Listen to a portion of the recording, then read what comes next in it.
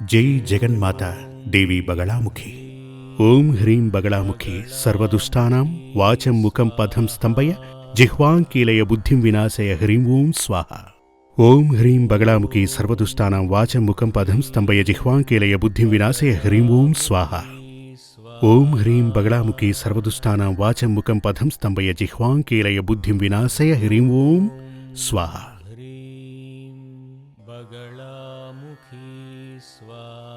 టీవీల్లో ఈ కార్యక్రమాన్ని చూస్తున్నటువంటి వీక్షకులందరికీ పలు రకాల ప్రశ్నలు, ఇది చూసిన వారికి వారి మనసులో ఏర్పడ్డ ప్రశ్నలకు, అంటే వాళ్ళ ఇళ్లల్లో జరిగే సంఘటనలను బేస్ చేసుకుని ప్రశ్నలను ఉత్తరాల ద్వారా ఈ సూర్యమంగళానికి పంపించి అడగటం జరిగింది. వాటిల్లో చాలా ముఖ్యమైన ప్రశ్నలకు, అంటే ఇటువంటి ప్రశ్నలు చాలామంది మనసుల్లో ఉద్భవించుంటాయి. అలా ఉన్నటువంటి ముఖ్యమైన ప్రశ్నలకు మాత్రమే కొన్ని సమయాలలో నేను సమాధానమిస్తుంటాను. ఇప్పుడు ముఖ్యమైన కొన్ని ప్రశ్నలను కొందరు అడగటం జరిగింది. అవేమిటంటే, జాతకంలో యోగబలం ఉండి విడాకులు తీసుకోవటానికి కారణం ఏంటి అని అడగటం జరిగింది. అంటే జాతకం చూసే కళ్యాణం జరిపించారు, కానీ వివాహం రద్దయింది. దానికి కారణమేంటి అలా అని అడిగారు. ఇలాగే ఇదివరకు చాలామంది ఇలాంటి ప్రశ్ననే అడగటం జరిగింది. ఆ ప్రశ్నకు సమాధానం చెప్తాను. జాతకంలో యోగబలం ఉండి వివాహం రద్దవటానికి పలు కారణాలున్నాయి. ఒకటి, మీరు జాతకాన్ని చూపించిన స్థలం, జాతకాన్ని పరిశీలించిన ఆ వ్యక్తి, ఆ ఆచార్యుడు సరిగ్గా శాస్త్రాన్ని చదివిన వారు అయ్యి ఉండరు. ఇప్పుడు మనం పంచాంగం అది చూస్తుంటాం కదా, పంచాంగం. ఆ పంచాంగంలో వివాహ నిబంధనలు అని రాసుంటాయి, 10 నిబంధనలు. రాశి అధిపతి, వశ్య, మహీంద్ర, ఇలా 10 నిబంధనలు కనపడతాయి. అంతెందుకు, ప్రతి పంచాంగంలోనూ అవి కనపడతాయి. మీరు జాతకాన్ని తీసుకెళ్లి ఒక ఆచార్యునికి అప్పగించే ముందు శాస్త్రీయ విధానంలో జాతకాన్ని చూసే, అంటే జాతకాన్ని చూసి ఫలాన్ని మనకు చెప్పే విధానం గనక అతనికి తెలియకపోతే అతను ఏం చేస్తాడు అంటే, వెంటనే పంచాంగాన్ని చేతికి తీసుకుని రేవతి నక్షత్రానికి అశ్విని నక్షత్రం ఎంతగా సరిపోతుంది ఏంటో అందులో రాసుంటారు. దానిని చూసి ఆయన చెప్తారు, ఈ నక్షత్రానికి ఆ నక్షత్రం 8 విధాలా సరిపోతుంది, 10 విధాలా సరిపోతుంది అని చెప్పి మనకిచ్చేస్తారు. కొందరైతే మరి పర్సంటేజ్లు ఇస్తుంటారు. 75% సరిపోతుంది, 85% సరిపోతుంది అని చెప్పి రాసిస్తూ ఉంటారు. వీటిని నమ్మి వివాహం చేసుకుంటే చివరికి పెను ప్రమాదాలు కొని తెచ్చుకున్నట్టే. దానికి చిన్న ఉదాహరణ చెప్తాను. ఒక వివిఐపి నా దగ్గరికి ఆయన వచ్చి కళ్యాణానికి నన్ను ఆహ్వానించడానికి వచ్చారు, కళ్యాణ పత్రిక ఇవ్వడానికి వచ్చాడు. అప్పుడు నేను ఊరికే ఉంటే సరిపోయేది. ఉన్నా కూడా నేనడిగాను, ఎప్పుడు పెళ్లి పెట్టుకున్నారు, ఎక్కడ పెళ్లి పెట్టుకున్నారు, ఇలాంటివన్నీ అడిగాను. ఎందుకంటే వారి జాతకం నా దగ్గర ఉంది. కానీ వివాహాన్ని ఫిక్స్ చేసిన కాలం, సమయం, ఆ వరుడి యొక్క జాతకాన్ని నేనెప్పుడూ చూడలేదు. అమ్మాయి జాతకం ఎలాగూ నా దగ్గరే ఉంది. మీ అమ్మాయికి పెళ్లి ఘడియలు రాలేదు, మరెందుకు వివాహం చేస్తున్నారు అని అడిగాను.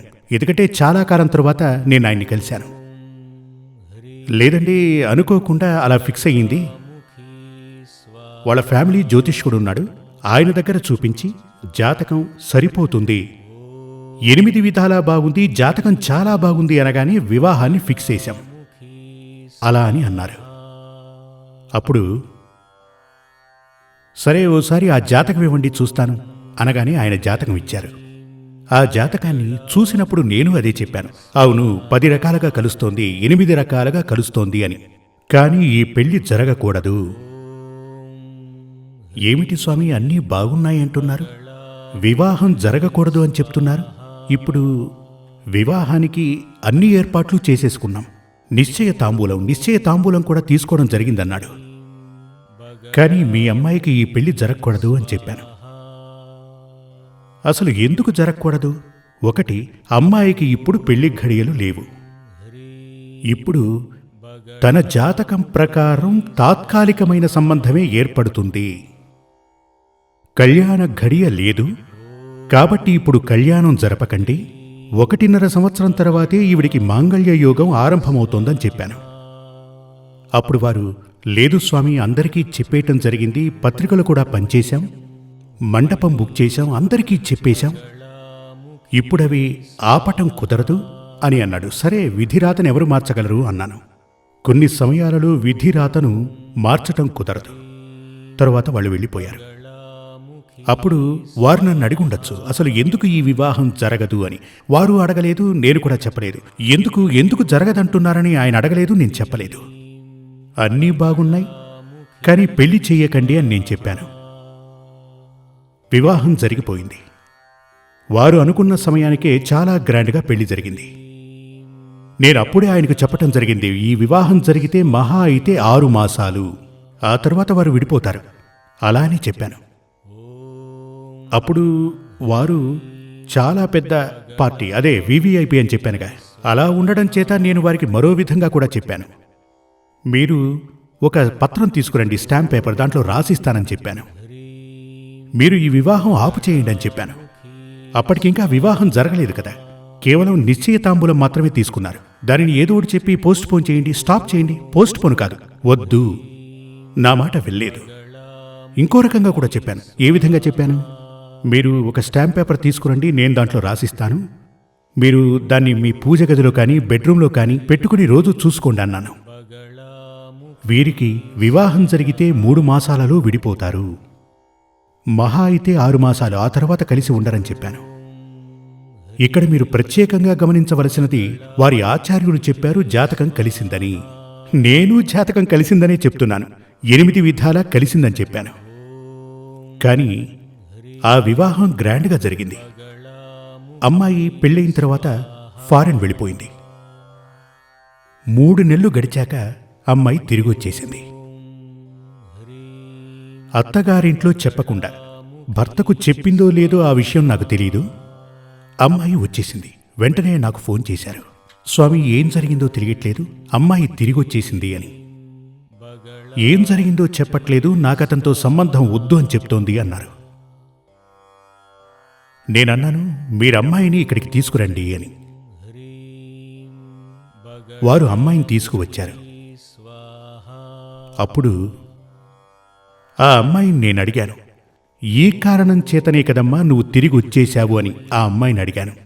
విషయం ఏంటంటే, ఎవరితో అయితే ఆ అమ్మాయి పెళ్లి జరిగిందో ఆ పెళ్లి కుమారునికి అసలు మగతనమే లేదు. అదే అసలు సమస్య. అసలు పెళ్లి చేసి పంపించడం ఎందుకు? కామశాంతిని పొందుటకు కదూ.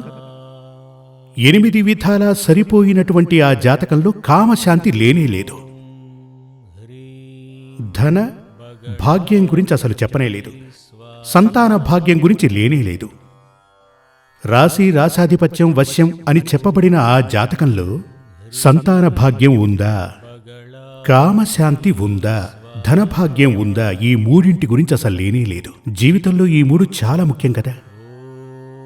మనం మీ ఇంట్లో ఎవరైనా అమ్మాయికి పెళ్లి చేస్తున్నారనుకోండి, మీ ఇంట్లో దొరకనటువంటిది అక్కడ దొరకాలి, అందుకే కదా. తిండి గుడ్డ అవన్నీ మీ ఇంట్లో దొరుకుతాయి కదా, మరో ఇంటికి ఎందుకు పంపడం? మన ఇంట్లో దొరకనిది తనకు ఆ ఇంట్లో దొరకాలి అంటే కామశాంతి జరగాలి. అందుకే వివాహానంతరం శాంతి ముహూర్తాన్ని నిశ్చయిస్తారు. అక్కడ ఏం శాంతి లభిస్తుంది? కామశాంతి లభిస్తుంది. దానికంటూ ఓ ముహూర్తం. ఇప్పుడు శుభకార్యాలను మంచి ముహూర్తంలో ప్రారంభిస్తే అవి ఆగకుండా జరుగుతూ ఉంటాయి. వివాహానికి ఓ మంచి ముహూర్తం చూస్తాం, వ్యాపారానికి కూడా ఓ మంచి ముహూర్తాన్ని చూస్తుంటాం, అదేవిధంగా గృహప్రవేశానికి కూడా ఓ మంచి ముహూర్తాన్ని చూస్తాం. ఎందుకిలా మంచి ముహూర్తం చూస్తాం? శుభకరంగా కంటిన్యూగా అది జరగాలి అని. అందుచేతనే కామశాంతి జరగాలి, అది చాలా ముఖ్యమైన విషయమే. అందుచేతనే వివాహం తరువాత శాంతి ముహూర్తం, కామశాంతి ముహూర్తం, అదే దాని అసలు పేరు. ఇప్పుడు పెళ్లి జరిగిన తరువాత, అంటే జాతకాలు చూసి మరీ పెళ్లి చేసిన తరువాత విడాకులు తీసుకోవటానికి ముఖ్యమైన కారణం ఏంటంటే, 1 అక్కడ తనకు కామశాంతి దొరకటం లేదు. ఈ మధ్య ఈ విడాకుల కేసులు ఈ మధ్య చాలా ఎక్కువగా వస్తున్నాయి. మీరు కావాలంటే కోర్టుకు వెళ్ళి చూడండి. ఫ్యామిలీ కోర్టుకు వెళితే చాలా ఎక్కువగా, ఈ మధ్య మరీ ఎక్కువగా, పోయిన సంవత్సరం కంటే ఈ సంవత్సరం ఎక్కువని చెప్తున్నారు. దానికి కారణం ఏమిటంటే ముఖ్యమైనది ఈ పురుషులలో ఉన్నటువంటి మగతన లోపం. దానికి ముఖ్య కారణం మనం భోంచేస్తున్నటువంటి ఆహారం, తీసుకునే భక్షణ. కామానికి దానికి ఓ రిలేషన్షిప్ ఉంది.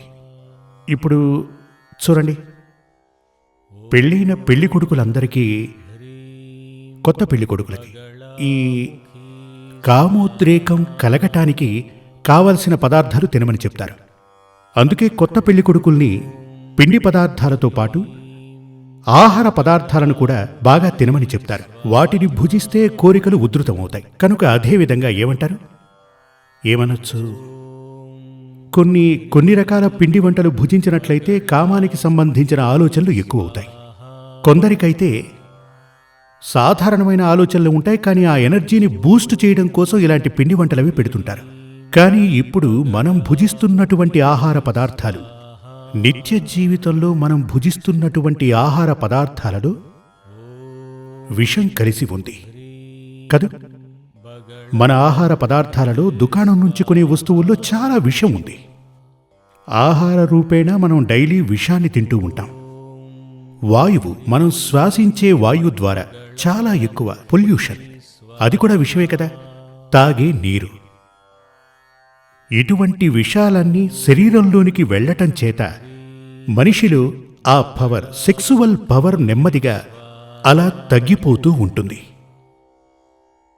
అందుచేతనే రకరకాల చికిత్సలు, మీరు పేపర్లో చూస్తే రకరకాల యాడ్స్ అవి వస్తుంటాయి. అప్పుడు మగతనం తక్కువగా ఉండటం మొదటిది అయితే, ఇక రెండవది, ఈ మెటీరియల్ లైఫ్లో చాలా ఫాస్ట్గా పరిగెడుతున్నాడు మనిషి. ఇతను బయటకు వెళ్ళి ఓవర్ టెన్షన్ అతనికి ఉంటుంది, ఉద్యోగపరమైనది. సంపాదించాలి అనే ఆ ఆవేశం మనిషిలో ఎక్కువగా ఉంటుంది. తను టెన్షన్తోనే ఇంటికొస్తాడు. ఆ టెన్షన్ కారణం చేత ఈ ఫిజికల్ రిలేషన్ మెయింటైన్ చేయాలన్న ఒక ఆలోచన తనలో ఉండదు. మనిషి మనసులో ఆఫీస్ వర్క్, కంప్యూటర్ ఇలాంటివి ఎప్పుడూ తిరుగుతుంటాయి. ఇవన్నీ కూడా అతనిలో ఉన్నటువంటి ఏమంటారు, ఆ కామపరమైనటువంటి ఆలోచనలు రాకుండా చేస్తాయి. అలా ఉన్నప్పుడు ఆ కామ సంతృప్తి అతనికి దొరకకుండా ఉంటుంది. ఇది మగాళ్లకు ఉంటుంది, ఆడవాళ్లకు ఉంటుంది. కనుక వివాహ రద్దుకు ప్రధానమైన కారణం కామపూరితమైన సెక్సువల్ పవర్ తగ్గిపోవటం. ఇది జాతకపరంగానూ మనకు తెలుస్తుంది. జాతకం చూస్తున్నప్పుడు ముఖ్యంగా తెలుసుకోవలసిన విషయం, కళ్యాణం చేస్తున్నది కామశాంతి కోసం. అప్పుడు జాతకంలో లగ్నాధిపతి శుక్రుడు, ఈ 2 గ్రహాల ద్వారా కామపూరిత ఆలోచనలు పెంచవచ్చు. ఒకరిలో ఉన్నటువంటి కామపూరితమైనటువంటి ఆలోచనల్ని కొలిచే సాధనాన్ని ఏమంటారు, స్పీడోమీటరా? దానిని కొలిచే గ్రహమే శుక్రుడు, జాతకంలో ఉన్నటువంటి శుక్రుడు. ఎవరికి జాతకంలో శుక్రుడు నీచ దశలో ఉంటాడో, 8వ స్థానం, జాతకరీత్యా లగ్నం నుంచి 8వ స్థానంలోనే సెక్సువల్ ప్లేస్ ఉంటుంది. ఆ 8వ స్థానంలో గనక పాపగ్రహాలు ఉండి ఉంటే, అక్కడున్న 8వ భావాధిపతి నీచ స్థానంలో ఉండి పవర్ లేకుండా ఉండి ఉంటే, ప్లస్ శుక్రుడు కూడా నీచ దశలో ఉంటే అతనికి కామపూరిత ఆలోచనలు అస్సలు ఉండవు. ఇప్పుడు మీరు నన్ను ప్రశ్న అడగచ్చు, అటువంటి వ్యక్తికి పెళ్లి చేయకూడదా అని. చేయొచ్చా లేదా అని కూడా అడగచ్చు. ఖచ్చితంగా అతనికి కూడా పెళ్లి జరిపించి తీరాలి. ఎందుకంటే అతనికి కూడా ఆశలవి ఉంటాయిగా. అప్పుడు ఏం చెయ్యాలి అంటే, ఉదాహరణగా చెప్తాను. 100% వోల్టేజ్ ఉన్నటువంటి ఒక స్త్రీ, లేడీ, తనకు 100% సెక్సువల్ పవర్ ఉంది అనుకోండి. తనకన్నా 100% ఎక్కువగా ఉన్నటువంటి పురుషునితోనే వివాహం జరిపించాలి. ఎప్పుడూ కూడా స్త్రీ కన్నా కామపూరిత ఆలోచనలు ఎక్కువగా ఉన్న పురుషుని జాతకంతో జత చేస్తేనే అక్కడ సంపూర్ణంగా సెక్సువల్ లైఫ్, దాంపత్య జీవితం సంతోషకరంగా ఉంటుంది.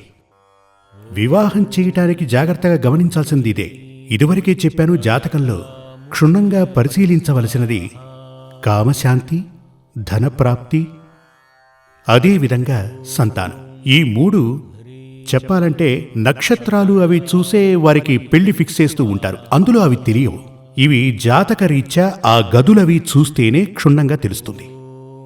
స్త్రీ జాతకం ప్రకారం, పురుష జాతకం ప్రకారం ఆ ప్లానెటరీ పొజిషన్, గ్రహాల స్థానం క్షుణ్ణంగా పరిశీలించి వాటి ద్వారానే జాతకంలోని పొంతనలు అన్వేషించాలి. అలా గనక పొంతన చూసినట్లయితే ముందుగా చూడవలసింది కామశాంతి సంపూర్ణంగా లభిస్తుందా. ఇక రెండవది సంతాన భాగ్యం, ఆ పైన ధనభాగ్య సిద్ధి. ఇప్పుడు ఏ విధంగా కామశాంతి తనకు లభించినా, సంతాన యోగం ఉన్నా, ధనభాగ్య యోగం తనకు లేకపోతే కొందరంటారు ఇక చాలే పోవయ్యా అని. కదా, ఈ కాలంలో ధనం ముఖ్యం కదా. మీకు సంతోషం ఉంది, సంతానం ఉంది, అన్నీ ఉన్నాయి. కానీ ధనం లేకపోతే ఎలా బ్రతకగలరు? ధనం ఎలా వస్తుంది? భర్తే సంపాదించి తీసుకురావాలి కదా. కొందరైతే చాలా సంతోషంగా ఉంటారు వివాహానికి ముందు. వ్యాపారం చేసుకుంటూ ఉంటారు, చాలా గొప్పగా బ్రతుకుతుంటారు, సకల సౌభాగ్యాలు కలిగి ఉంటారు. కానీ వారికి వివాహం జరిగాక బెలూన్ని, గాలి ఊదిన బెలూన్ని సూదితో గుచ్చితే తుస్సన్నట్టు అతని ధనభాగ్య యోగం మాయమవుతుంది. దీనికి కారణం ఏంటంటే దరిద్రయోగం ఉన్నటువంటి అమ్మాయి జాతకం కలవటమే.